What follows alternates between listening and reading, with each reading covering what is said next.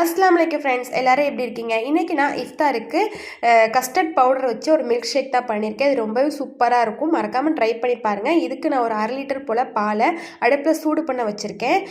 Strawberry ஃப்ளேவரில் custard powder வந்து வச்சுருக்கேன். அதை வந்து ஒரு 4 ஸ்பூன் அளவுக்கு ஒரு பவுலில் சேர்த்துட்டு கொஞ்சம் பால் ஊற்றி நல்லா கட்டிகள் எதுவும் இல்லாமல் மிக்ஸ் பண்ணி வச்சுக்கோங்க. பால் லைட்டாக சூடானதுக்கப்புறம் தேவையான அளவுக்கு சுகர் போட்டு நல்லா கொதிக்க விட்டுக்கோங்க. ரொம்ப கொதிக்கக்கூடாது, லைட்டாக நுரக்கட்டி வரணும். அந்த ஸ்டேஜில் நம்ம கலந்து வச்சுருந்த கஸ்டர்ட் பவுடரை வந்து கொஞ்சம் கொஞ்சமாக சேர்த்து மிக்ஸ் பண்ணிக்கோங்க.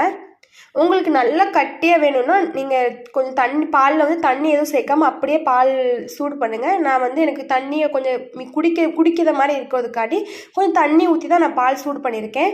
பாருங்கள், நல்லா கட்டி ஆகிட்டு இந்த ஸ்டேஜில் நான் மாதுளம்பழம் மாத்திரம் தான் எடுத்திருக்கேன். அதையும் சேர்த்துக்கோங்க.